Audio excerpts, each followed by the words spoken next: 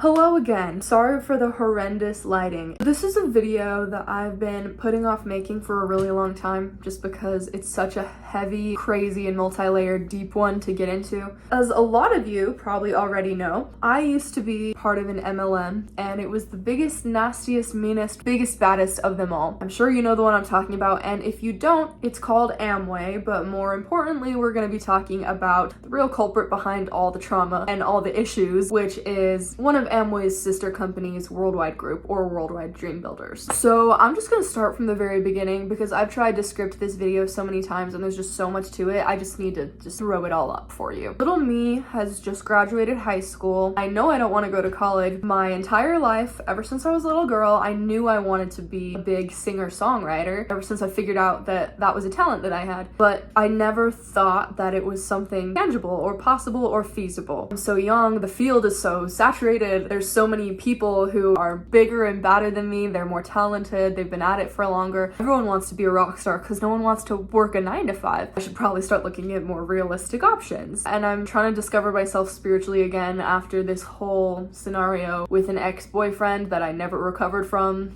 So I started working at this local metaphysical crystal shop. One day, this girl comes in who ended up becoming one of my best friends later. Her name is Sam. Shout out to you, Sam, if you're watching this. Oh, subscribe to her on YouTube. I'll list her channel. She does like travel vlogs and she's so cute. We ended up really hitting it off at the crystal shop. We ended up exchanging numbers and just talking more. One day I was talking to her about how I just don't know what I want to do with my life and how I felt like I was losing myself. She was like, I'm friends with this couple who helps me with my finances. I don't know if that's something you're interested in. And I was like, oh my god, I suck with money, sign me up. Next thing you know, she's calling me back a couple days later telling me that she put in a good word for me. They don't charge anybody to help them with their finances. They just want to do it out of the kindness of their heart, and so because of that, they're really picky about who they help. Samantha invites me to a coffee shop because she had some questions that apparently the couple was asking about me and they wanted to know a little bit more about me. And she started asking me some questions like, are you a free thinker? Are you easily influenced by other people's opinions? And then at some point she asked me, have you ever heard of the term network marketing? She basically described it to me as if you go to Starbucks, you get a caramel macchiato, you're sipping it at work, and your coworker says, ooh, that drink looks really good. What is that? Where did you get it? And you're like, oh, it's a caramel macchiato from Starbucks. You just network marketed for Starbucks. That was the analogy that was used. At the end of this meeting, she hands me a book called Who Moved My Cheese? This was a book that I actually already had read in high school in financial literacy class. When she showed me this book, I was like, oh my gosh, I love that book. It's one of my favorites. And she was like, that's great. They want you to read it again and then you can tell us about your takeaways. There was a series of meetings like this. And then finally, she was like, sweet, you get to meet them now. They're doing a meeting. There's gonna be a lot of people like you who are learning for the first time and a lot of people like me who are already being helped by them, but they're just going to hear the information again just because repetition helps you, ingrain things. We go to this office building and there was this really charming, confident speaker at the front of the room. And he was like, you're not gonna understand any of this information I'm about to give you that's about to change your life unless you understand the mindset behind it, but only cool people are gonna get the mindset. If you're not getting the mindset, this isn't for you, that's fine. If you don't want to give yourself and your family a bright future, but this is the cool kids club, was basically the impression he was giving. It almost gives you this sense of like, I want to be like him and I want to be good enough to be noticed by him because that means something about me. That means that I'm cool too. There's even like a big fancy introduction from someone else before you hear from that speaker, just talking up about how cool the speaker is gonna be and how you should be honored to be in his presence and how this is exclusive proprietary information that he's about to give you that 99% of the world will never get to hear. Whoever invited you into the room thought so highly of you that you got to be here that night. So this guy rambles on for like 2 hours about not having a quitter mentality and thinking like an entrepreneur. He basically hypes you up, gives you a little pep talk, makes you feel on top of the world. After the pep talk, he then goes over a little board plan is what they call it. You have your own store, but then if someone else wants to own their own store, cool, you get to teach your friend how to own his own store, so on and so forth. And then he draws out this little Oh, but don't worry, it's not a pyramid scheme because you don't actually take away money from any of the people below you. The company that we work with pays you extra, but it doesn't take anything away from the people you're helping. I'm gonna do a whole separate video on the whole education process for Amway, so stay tuned. They take a step further as to tell you, don't look it up by the way, because if anyone online says anything negative about this company, it's only because there's some fat Joe Schmo who's 35 and still living in his mom's basement and doesn't work a day in his life and he's afraid of hard work. Then after all of that, they finally reveal the name of the company. By the way, it's Amway, this company that has a huge reputation for being sleazy. But, and then they go on and ramble some more about why it's not a pyramid scheme and about how they use it differently than the other people who use Amway. It's not Amway's fault, it's the people who don't use it for good things. But they are people who use it for good things, so you can trust them, but not other Amway people, only them. After all that, they're like, here's all the reasons you should do this opportunity, and then they go off about how great it is and how you can accomplish any of your wildest dreams. This is the door that makes all other things possible, and it's the only way. Then they flip the script and talk about how horrible it will be for you and what it will mean for your sad life if you don't do this opportunity. Oh yeah, you could go about your daily life and never accomplish your dreams. You don't have to do this and let your dad die at his job. They just basically guilt trip you and they tell you that your life is gonna be shitty and worthless and you're never gonna accomplish a single thing and you're gonna be a slave to your 9 to 5 for the rest of your life if you don't do this. So naturally, I was like, oh, of course I'm one of the cool people with the winner mentality. Of course I can do this for my family. Because fun fact about me, ever since I was a little girl, I've always wanted to be a hero. So when they were like, dude, you have the potential to like bless everyone you know, I was like, this is my chance, my moment to be a hero. This is what's gonna turn my whole life around. Since I've been in this rut, this is the answer. And they talk about how they're gonna give you like personal coaching and mentorship to help you with all of your problems. I felt so special, like I made it into this really cool secret club. I was especially in like a horrible state of mind because I had just gone through a nasty breakup 2 days before this. I was just like, God, I'm ready for the next step in my life. I'm gonna become rich and have a better life, and I'm gonna make my ex wish that he was still with me. This was the answer to me. So naturally, I joined. They launched me into business. A couple days after I launched was what they call a major function. This was the family reunion function is what it was called, which was held in Las Vegas in a giant stadium. You go here and all the MLMs have these, but they tell you ours is the only one. This lasts a whole weekend. So we're in this stadium all day from morning to night for 3 days. So the people who got in first, who were at the top of the pyramid scheme, tell their rags to riches stories and they basically hype you up. This can solve all of your problems because A, B, and C. My life sucked before this, and then I did this. Now I'm a millionaire, and I'm wearing this really fancy ball gown, and I'm married to a hunk that I'm in love with, and we have 5 kids that we have this amazing relationship with, and it's all because of this opportunity. It's basically just a little convention of brainwashing for 3 days straight. So that's what I did. So the rules of Worldwide Group, they call the rules core. You're supposed to read a self-help book for at least 15 minutes a day, but not just any self-help book. It has to be one from their specific list. And if you have a book that helps you, but it's not on their list, then you're not supposed to read that. You can, but only after you've read a book from their list. They weren't my type of self-help books. They were all very like, grind for your future until you drop dead. You have to tell your coaches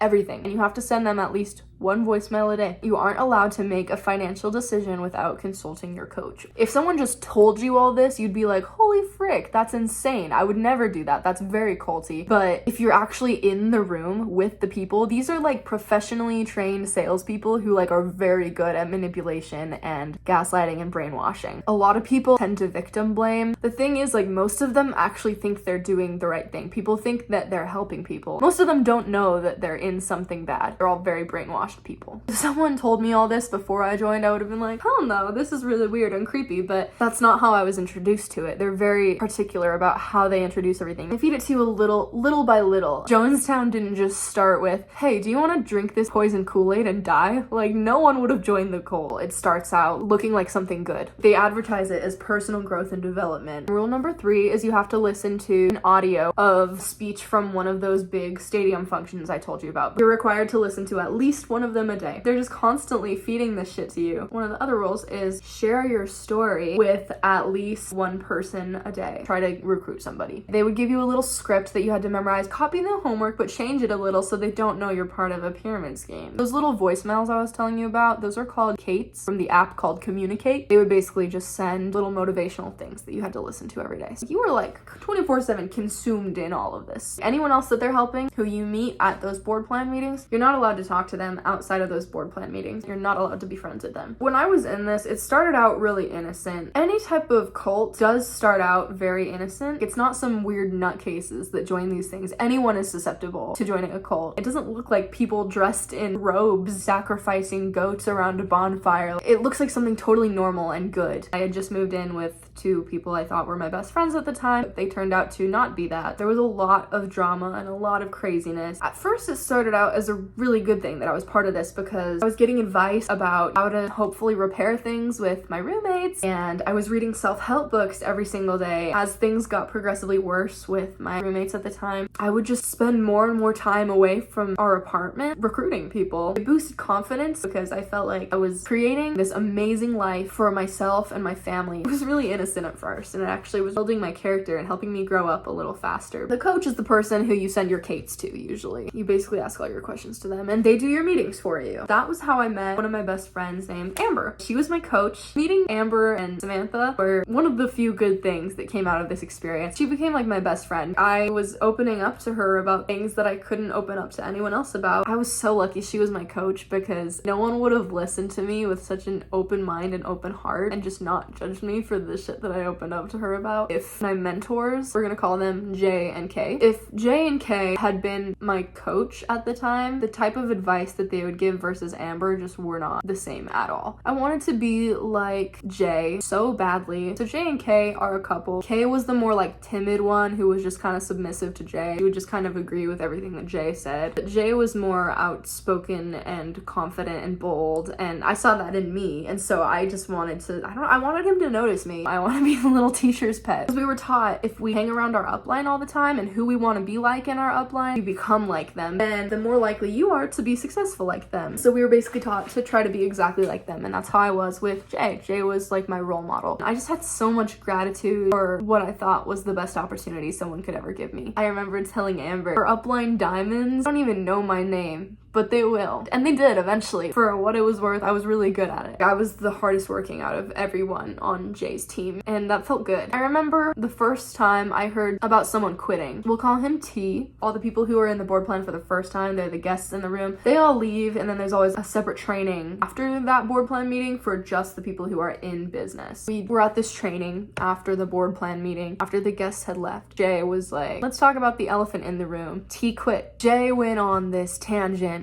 about how everyone he's ever seen leave Worldwide has never seen their lives improve since. They always get divorced. They lose their relationship with their children if they have any. They're stuck at their 9-to-5 for the rest of their life. Years later, he'll run into them in public and be like, oh my gosh, hey, so-and-so, how have you been? And other person will always be like, man, that honestly sucks. It hasn't gotten better. I'm really miserable and I wish that I stayed. That's what Jay would claim. And I later figured out that Jay is a pathological liar. So at this meeting, he went on this tangent, the same one that he does every time someone in a high rank quits, and they always do when they're about to hit platinum. Platinum is like the first high rank when you start seeing what's actually going on higher up, like behind the scenes, that you don't hear about or see when you're at the bottom. So that's why people quit right before they're about to go platinum. Jay starts going on this rant about T quit. I know a lot of you looked up to him. I know he was coaching a lot of you, but that's okay. He might give up on you guys, but Kay and I are not going to. And we'll take you under our wing because you can trust us to not let you down. It's just gonna come back to him because we've never seen anyone who's left have their life get better. He just let down his family, but just because he did doesn't mean you have to, because you're in good hands now. And that's basically the speech he gives every time someone really influential on his team quits. That was the first time I remember hearing about anyone quitting, and I didn't even know that was possible. I was like, why the hell would anyone want to quit? That's like financial suicide. Why would you do that to yourself? This is the best thing that could ever be blessed upon somebody. Why would you give it up? I think I cried that night. I didn't even know no T. He was on a different team because Jay had lots of teams and I was at a different team board plan, because at some point I was going to my team board plans and the other local team's board plan because I wanted extra association. So I was pretty brainwashed. He would get love bombed when you would go to those. Everyone would be like, oh my gosh, hi. Everyone hugged, everyone said I love you, even if you didn't even know them that well. Like, it was very sweet and welcoming. And so they really sucked you in that way. And so I loved going to them. So I'd go to extra ones. And we weren't really allowed to talk to our family about our problems because that was what our coaches were for. They've only had 9-to-5 jobs their whole life. So how the hell are your parents going to teach you how to become a millionaire? So you weren't supposed to talk to your family about anything in your business or just the problems you had in your life. You just slowly got isolated from everyone else. You weren't allowed to talk to your cross line. You weren't allowed to talk to your family about anything or your friends, only your mentors. When Amber was coaching me, it was really helpful. Her and I had the same spiritual beliefs. Whenever she would coach me, she would give me really personalized advice. You could just tell that she cared about me. There was a lot of times she would get emotional in her Kates that she would send back to me. We really became best friends because of that. And then one day I got a text from Amber. It was like multiple messages. I was like, oh, I'm sure it's nothing. I can get back to it later. But then there was more and more and more. And then I like glanced at it and there was one that stuck out to me that said, I hope we can still be friends. And my mind went to, oh my God, I did something wrong. What did I do? I fucked up my friendship with Amber. And I started freaking out. And so I opened the text and there was just paragraphs. I read the first one and she said something along the lines of, I wanted you to hear this from me and not from J and K, but I'm quitting. My soul like left my body when I heard that, because Amber was like my hero, like one of my biggest role models. She was my best friend. With Amber's coaching and mentorship, it actually helped me fix my relationship with my mom. Amber was like my number one. She was the person I told everything to, all of my secrets, things that I didn't tell anyone else, not even my diary. I just had put so much trust in her. Seeing her leave shook me to my core. It felt wrong. Did I ever know this person who I have been telling all my secrets to and pouring my soul out? Like, is this someone I ever even knew? And just my mind started racing. I just was spiraling and I just started like freaking out. I had like a full breakdown in front of this guy I was seeing. He was like, I'm so sorry you lost your hero. It was a really rough night and I ended up writing a song about it that night. It felt like just a horrible dream that wasn't real. I was like, there's no way this is real. I should have started questioning, well, Amber's such a good-hearted person. If she left, then there must be some reason why that I don't know. And I should have been curious and inquisitive about it, but instead it made me like distrust her and turn against her, and I really struggled with that, and a lot of us did. We all had grown very close to her, and so it was just a very big change to not have her there anymore. From there, someone else became my coach after Amber left. We'll call him A. He always kind of talked with like this like showman type of a voice, like, oh, that's great, you know, like he just had this like interesting persona about him. And then at some point Jay was like, me and Kay are gonna start coaching you guys now. This is a side tangent, but it was very like cisgender straight Christian viewpoint, and like they encouraged everyone to think that way. And Kay started coaching me because Kay was the girl. Her coaching style was really hard to adjust to because it was very different than Amber's coaching style. Amber was very empathetic and her responses were very personalized, but Kay was very robotic about it. There wasn't a lot of empathy, and if she gave me advice and it wasn't helping, it was because I was the problem. Ever since Kay started coaching me, it just got so much harder. Like, her advice didn't work. It was just like, do this, and I would do that, and I'm like, okay, that got me a horrible result. And she's like, well, then you're the problem. I was like fighting and fighting for J and K's attention, and I was getting it. Ever since Amber left, I was a new all-star student. I was so all in. I wasn't eating, I wasn't sleeping, I had horrible nutrition. I wasn't even showering. I was coached by A to stop cleaning my room because I didn't have time if I wanted to go platinum. I was just giving up everything. It got to the point where I was miserable. Like, there were multiple times where I was just suicidal because of how much stress I was under and how much pressure, and it gives you this God complex. They tell you you have all this knowledge that only you get and the rest of the world doesn't have, and so it's your responsibility to help share it with other people so you can help save their lives. You are the answer to their prayers. They basically just expected you to like save the world, especially if you're building as a single, because I was surrounded by all these people who were building as couples, and that was something I was really struggling with at the time because I felt very unlovable and like I was never gonna find my person. So lonely, and there was just all this weight on my shoulders, and I was like, all these other people have an advantage of doing this in a team. I'm supposed to save the world by myself. I was just working myself to the bone. My parents were worried about me. There was a point on this this journey when I sat on the same place on the floor for 3 days and only would wake up to read for 15 minutes, listen to the shortest audio that we had on our audios app, send to Kate being like, hey, I'm alive, and then maybe like eat something. And I would call Samantha to share my story with her because I knew she would always answer and let me tell my story to her and bounce it off of her. And if she wasn't available, I'd bounce it off like my brother or something because I just couldn't be bothered to go out.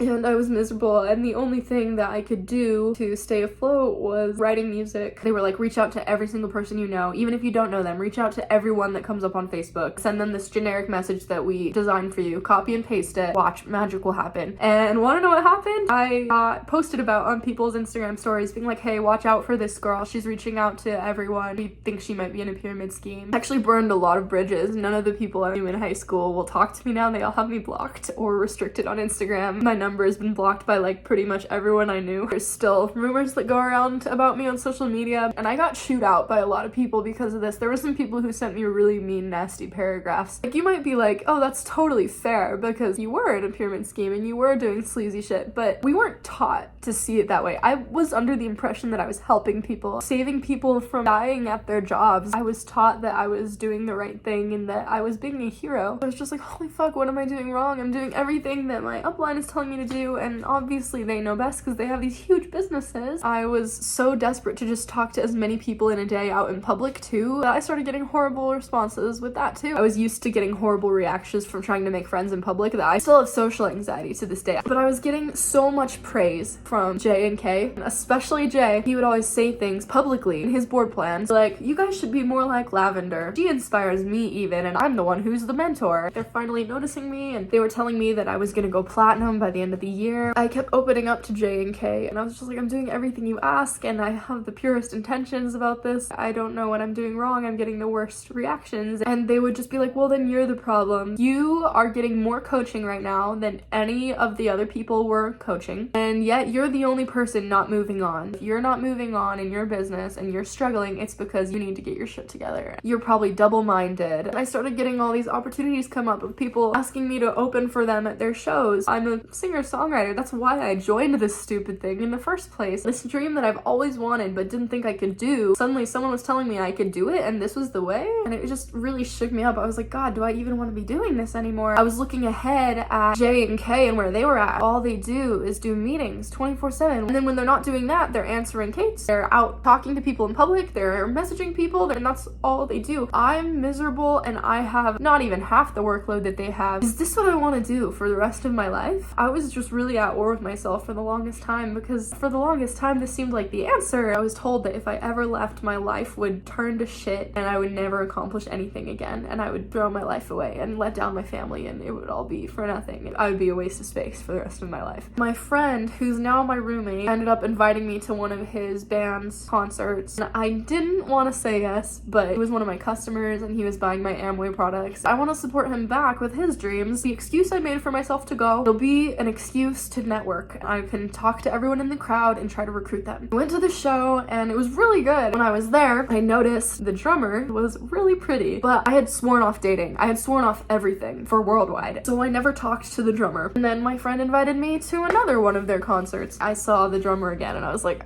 this guy is so cute. And after the show, the drummer was kind of out in the crowd talking to some of the fans. This girl came up. I could tell that she had feelings, and I was like, okay, I know I wasn't supposed to pursue anybody until I go diamond, but fuck, if it's a competition, I saw the bitch first. I'm gonna go after him. I went up and I was like, hey, listen, are you single? Can I get your number? And he was like, yeah, sure. And so I got his number and I was like, oh my God. This drummer and I started going on dates. We ended up going on this triple date where one of the girls' dates happened to be someone in my cross line from Worldwide group. I was talking to this guy. I was like, yeah, so I'm in this rough patch. There's Worldwide, there's my music, and I'm kind of at a crossroads. You don't see me in a couple weeks anymore. You know why. The drummer and I went to the car after the date and he was like, so when are you gonna start pursuing your music then? And I was like I said, I'm still kind of at a crossroad. I haven't really decided what path I want to go down yet. He started kind of trash talking Amway and Worldwide. He basically was throwing facts in my face and I freaked out at him because I did not want to hear it. And then we went home angry, and then I called him the next night and I was like, hey, I'm sorry about last night. I shouldn't have yelled at you. I shouldn't have gotten defensive. I just am very protective of my mentors because they've done a lot for me. I don't remember how the conversation went. went here, but we were talking about like our values and our beliefs and things like that. And I was like, honestly, I feel like we have so many similar values and beliefs in common. Like I could see us working out long term. And he goes,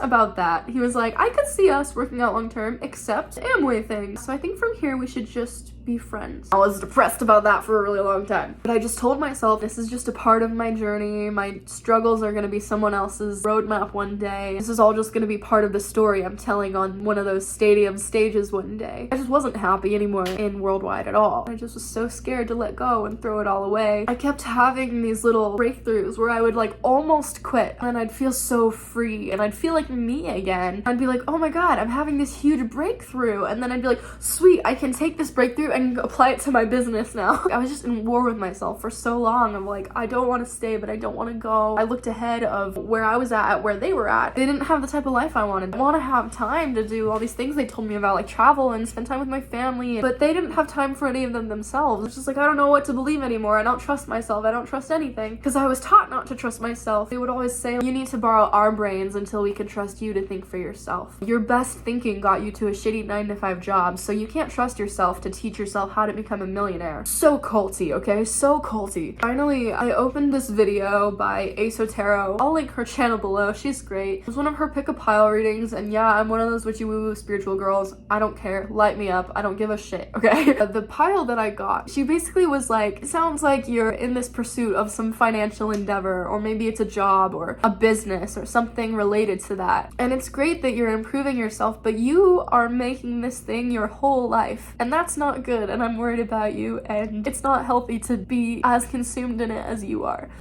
It's time to let this thing go. And I was like, shit, dude, that's my sign. But at this point, Jay had asked me to give up my music. The way he described it was, just give it up now. You'll retire faster, and then once you're free from your job, you'll be able to do it all the time. I couldn't believe him because I'd been told that before by my ex who wanted me to give up my faith for him. When I did, I never saw that part of me again. I still have not recovered from that, and I was 15. I couldn't risk it. I already lost my spirituality. I can't lose my music too. That's all I have, and that is a big part of who I am. And it was the only thing keeping me alive at this point. If it's this or my music, I have to choose me. I have to choose my music. I spent hours and hours and hours writing personalized letters for everyone that I knew personally in my cross line, who I was never allowed to talk to outside of business. Basically being like, hey, I love you. Just because I'm deciding to not do this doesn't mean you can't. And I'm proud of you, and I believe in you, and I know that you can build this business if you want to. It was more personalized, and I spent so much time and I poured my heart and soul into these letters. And some of them were for people on Jay's other team, and they have separate board plan meetings. But then luckily, the next board plan that was coming up was the last one of the year. It was on a full moon in Cancer, and it was a combined team board plan, so both teams were gonna be there. And I was like, it's a full moon, both teams are gonna be there, this is my chance, I have to. I wanted to call my upline first and tell them. So I called my upline diamonds. We'll call them M and KT. I called KT and I was like, hey, I'm leaving. It's not because I think Worldwide is bad, it's not because I hate anyone in it or anything about it. It's for personal reasons, and I hope you understand and just know that I love you and I'm so grateful for everything you've done for me. And I just wanted you to hear this from me and not from someone else. And I was really surprised by how unmoved and how unemotional and unreactive she was. She was like,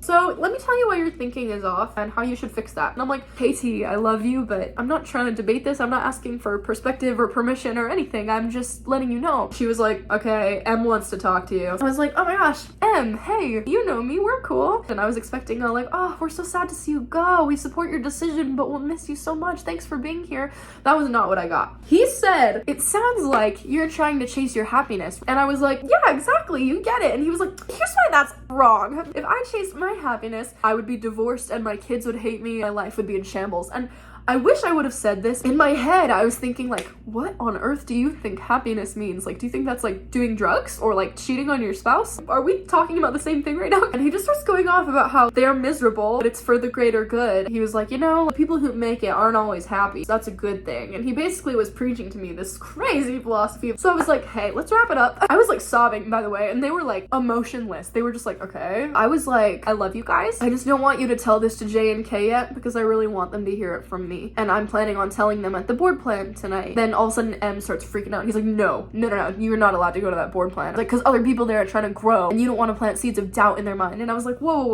I'm not gonna publicly announce that I'm leaving. I'm gonna pull J and K and A aside, and then I'm gonna leave. I just wanted him to shut the fuck up. I wasn't gonna listen, so I was just like, oh, okay, that's great wisdom. I'll do that. Thanks, M. I was like, okay, just can you not tell J and K though? Because I would really like to tell them myself. And M was like, yeah, sure, that's fine. We can respect that. And I was like, okay, well, I love you guys. Thank you for everything. And KT goes, is that it? I'm like, yeah, that is it. And she goes, okay, well, bye. And I'm like, love you. And she goes, love you, bye. And then 2 seconds later, I get a text from Jay that says, hey, on the phone with M and KT right now. Wish you the best. Good luck. The whole time that I was like going through this inner battle, I was talking to them about it, and they were like, it sounds like you're only staying here for us, and that's not a good enough reason. So do what makes your heart happy, and we'll support you no matter what. But this was not lining up. Everyone was acting so weird, and I was like, you know what? Fuck them. I'm going to the board plan tonight, but I'm not gonna have time to pull my downline aside and tell them in person the way that I wanted to. So I called them all on the phone on the way there. So I was on the phone with Samantha on the way to the board plan, just telling her my plan and like freaking out. She's like, girl, I'm on standby. Call me if you need anything, and I'm gonna be here. And I was like, okay, thank you. She's such a good friend. I walk into the board plan. I was handing out all the letters that I had written to everyone, and I was just giving everyone the biggest hugs and the most genuine I love yous ever. And the only letter I have left to hand out is to this girl that I was so close with, as close as you can be with someone that you're not allowed to talk to outside of work. We'll call her Augie, and she was running late, and I was like, okay, I don't have much time. I need to go in and out because I'm not supposed to be here. I can talk to A in the meantime and pull him aside and tell him in person. I was like, hey A, can I talk to you privately? And he was like, sure, what's going on? And his little showman voice, he pulls me into the other room, closes the door. He's like, hey, do I need to sit down for this? And I'm like, yeah, probably. I told him what I told M and KT. I'm leaving. It's not personal. I love everyone here. I love the organization, but my heart is just pulling me somewhere else and I just can't stay. He was like, just make sure to stay in touch, okay? Because I ask people to do that when they leave, and for some reason they never do. I was like, yeah, of course, why wouldn't I? And then all of a sudden my downline babies come in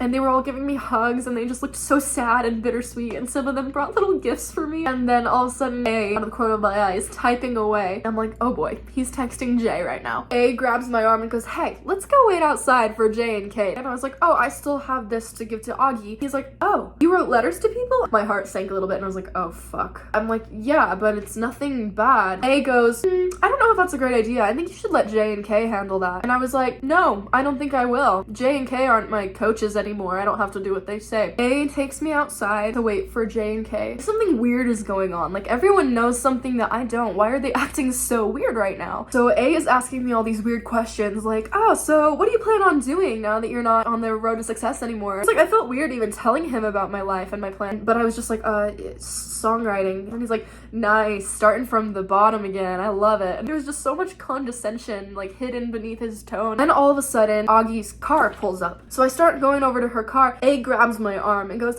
wait, she's listening to it, Kate. You should wait until she's finished. And I go, okay, I will. And I'm like rip out of his grasp and I just run over to her car and I just stand outside of it until she's done listening to her, Kate. She hops out of the car and I just like wipe the tears and I'm like, hey girl, I got you a Christmas card. She goes inside. I look over and A is typing away on his phone again. And then I get a call from Jay. So I pick it up. Hey Jay. He's like, hey, so I understand that M told you to not go to the board plan, and I understand you're there anyway. Ugh, I'll be there in a second. He hangs up and I was like, love you too? What's going on? And so I just break down. I just start sobbing and I walk back over to A. He's like, oh, they're there. And he starts like stroking my arm. And I was like, why do you do this to people? Someone leaves and you ostracize them. Suddenly you don't love them or support them anymore, and you're in that boardroom telling people that they're gonna have a miserable life and that we don't love them or trust them anymore and that they're out to get us. And he goes, oh, that's not true. And I'm like, why am I even telling you this? This is going in one ear and out the other. You're just trying to distract me right now until those guys get here. He's still like petting my arm and he's like, lavender, lavender, like saying my name like I'm a fucking dog or something. That's not true at all. I'm your friend. If I wasn't listening, I wouldn't be here. You know, like in in those shows that you watch as a kid where there's like the group of friends going on some type of Indiana Jones quest, and then once they get to the jewel, one of the people in the friend group suddenly are like, "Wahahaha, I was the supervillain the whole time." That's how it felt. It was like a villain revealing scene, and I just felt so unsafe with him. He was just talking to me like I was a child or a pet. Then Jay and Kay pull up, and I had one more letter to give to them. Jay comes marching out of the car, just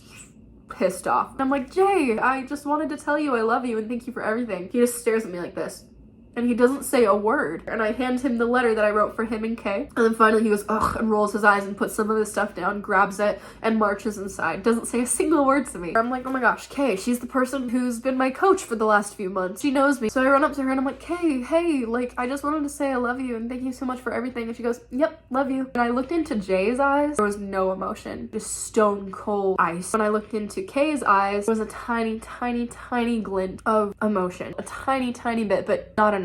I take off for the car crying. A goes, "Oh, Lavender, where's my hug?" And I'm like, "Are you serious right now?" I'm like, "You want a fucking hug right now?" So I go up to him and I go, and I just leave, and he goes, hey, call me, keep in touch, okay? No one ever does. And I'm like, I fucking wonder why. I call Samantha. She's like, "Yeah, I didn't want to say anything, but I knew that was gonna happen." Same thing happened to Amber. It all hit me. The way that I treated Amber was so bad when she left, and I was just like, shit, I'm a hypocrite. Amber had blocked me a while ago. Jay had told me that she blocked me because she hated me, and she was only in Amway for the money. Found out later he's a pathological liar, and almost nothing that he ever said to us was ever true. Shortly after all of this went down, I hit up the drummer again. I was like, "Hey, so I quit," and luckily he was sweet enough to take me back and give me another chance. That drummer happens to be my boyfriend Joey, who was in my Oregon video, so that turned out really good. And after a few months, Amber texted me on 111. We met up for coffee. She's sweet enough to have forgiven me for everything. I've gone to a couple of her sound baths, which she does on her YouTube channel also, so go subscribe to her channel because she's so great. Do I regret the whole experience? No, not at all, because there was a lot of good that came out of it. I mended my relationship with my mom and dad. I made two amazing friends, Amber and Samantha. I made a lot of other friends too that are still unfortunately victims of the MLM. I later found out what was said in that board plan after I left from a sister of someone who was there. Basically what happened in that board plan was Jay told everyone, "I understand that Lavender wrote you guys some letters. You know, they could be really innocent, but I also understand that she wasn't supposed to be here tonight. She quit.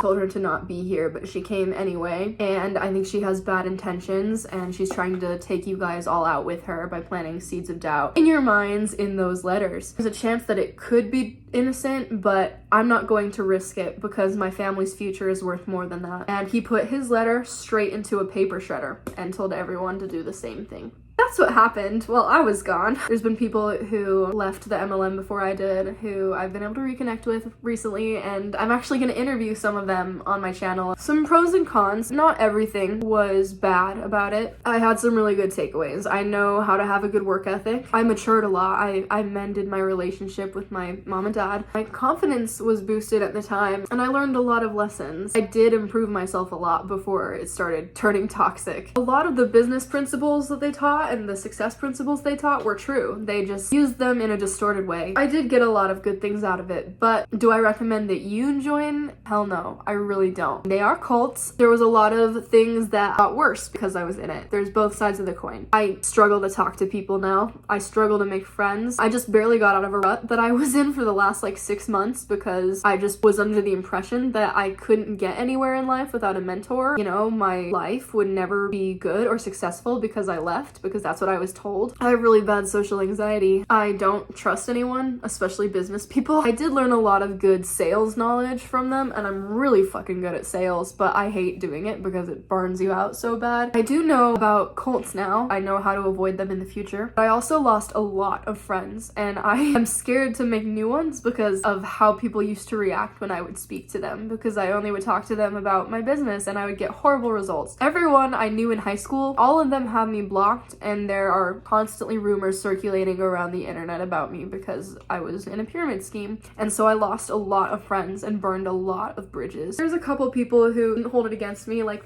Example, my roommate or my friend Mark the Shark who's watching this video right now. Hi Mark. I'm very shy now, very introverted, and I'm honestly afraid of my own success now because of this toxic, horrible, distorted idea of success that was planted in my mind. I'm just scared to go through that again. I get so nervous when I ask people to subscribe to my channel. I'm like, would you subscribe to my channel? Like, I'm just so like, I feel like I'm doing something wrong when I ask, because in the past when I asked people to support me, I got like horrible backlash, and I'm scared of the work that it's gonna take for me to get to where I want to be with my music. This idea of what success is to me is so distorted, and I'm still trying to heal that. There's so many layers that I still haven't unpacked, and it's been a long time since I've quit. Just some key phrases to watch out for if someone is a part of any of these things. If someone talks to you about a great business opportunity, or a couple who retired young or retired in their 20s, a successful couple they met, a couple who's helping them with their finances, if anyone asks you if you want to be free from your job, or if you ever want to experiment with your future plans, if you don't want to work for the rest of your life, if anyone talks to you about their mentors, especially if they ask you if you'd like to meet their mentors, they're gonna make it sound like it's some exclusive club that's really hard to get into. It's not. If anyone approaches you on the street and they're like either dressed in a suit or nice clothes, or they're like overly enthusiastic and they just strike up a conversation out of nowhere, just run. If they ask you to read a fucking book and they're taking you through this weird interviewing process, don't do it. Stop. It's a pyramid scheme. Just run away. It's just gonna cause you more harm than good in the long run. I'm lucky that I even still have a few relationships in my life, and like, it's so hard for me to make friends you don't even understand, and it's hard for me to socialize with the ones I already have. Like, you just destroy yourself, your soul, you destroy your relationships, you destroy your life ultimately, depending on how far you go. Like, it's not worth it. If you know someone who's in it, you can try to convince them to leave, but you have to understand they're brainwashed and they're not going to listen to you because they're taught not to listen to you. The only way people leave most of the time is by learning the hard way, and sometimes that takes a really long time, and it has to get so bad before they finally leave. Like, whether it's this cult or a different cult, I'm gonna link the bite model. When I left, I started researching cults a lot. When I left, I started,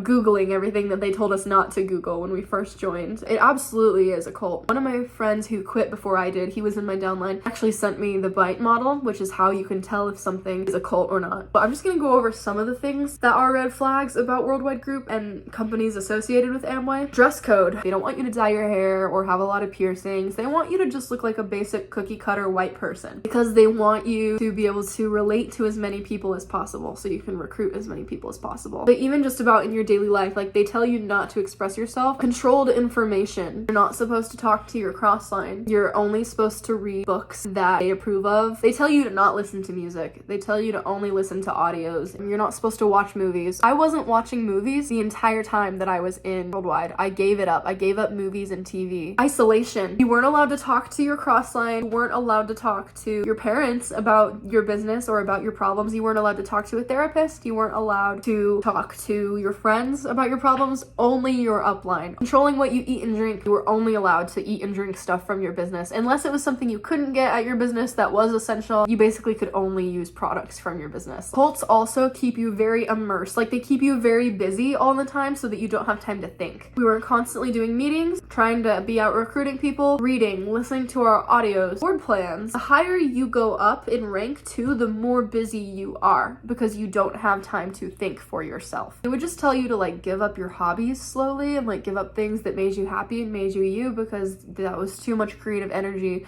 that you were giving to something besides your business. You were basically only allowed to eat, sleep, think, and breathe your business. At some point, Kay told me to stop showering because I was like, girl, I don't have time to shower with how much work you're expecting me to do. And she was like, oh, that's okay. When I was building my foundation, I wasn't showering. Just use one of our little Clorox wipes from our website and just wipe yourself down every day. I know it seems just like a silly little pyramid scheme, but it ruled your life. I didn't even get to the level of platinum and above, so who knows what kind of fucked up shit was going on with the higher ups. I'll post all of these resources below, by the way. Those were only a couple of things that they were controlling about. Like, there was so much more. Controlling your money. You weren't allowed to make purchases without consulting your mentors. You had to spend any extra money you had at the end of the month on products from your website. Every time you went to one of those big functions in Vegas, that was like $200. The Communicate app, where you could send messages videos, that was like $50 a month. The app with all the audios on it was $50 a month. You couldn't buy your self-help books from bookstores or get them at the library. You had to get them from the specific Worldwide Group store. You only make money back on that if you're a diamond. Amway is a platform that you use for your pyramid scheme, which is Worldwide. Worldwide Group is a pyramid scheme. They say Amway's not, which is true. It's a platform, like they say, but Worldwide Group is a pyramid scheme. Who gets all the money from the audios and the books and the seminars and all the things that their downline pays for? The people at the top, the diamonds. That's where the pyramid is. It's in Worldwide Group. That is the problem. Amway is a platform. It's an online store. It's overpriced. The products are shit. And it's often used for really shady stuff. But Worldwide Group is the problem. That's the cult. That is the pyramid scheme. And everyone hides behind the name Amway, but it's actually their sister companies that are making all the problems. Be careful out there. And the moral of the story is do your due diligence, do your research. And if someone tells you to not Google something, Google it. If you're not allowed to Google the thing that you're a part of, that's a big red flag. And I know that all of this sounds obvious, but again, these people who are doing this are so well trained to brainwash and manipulate. Anybody is susceptible to it. MLMs and pyramid schemes literally can't work. The math just doesn't work. Not everybody can go diamond. Only a couple people can. There's some really great videos on that I've seen from other people, and I'll link them all below. Moral of the story is be careful out there, guys. Be so safe. Be so careful. Do your due diligence. Please spread the message around. I hope this story protects you from falling for anything similar to this. Just be careful out there, guys. I love you.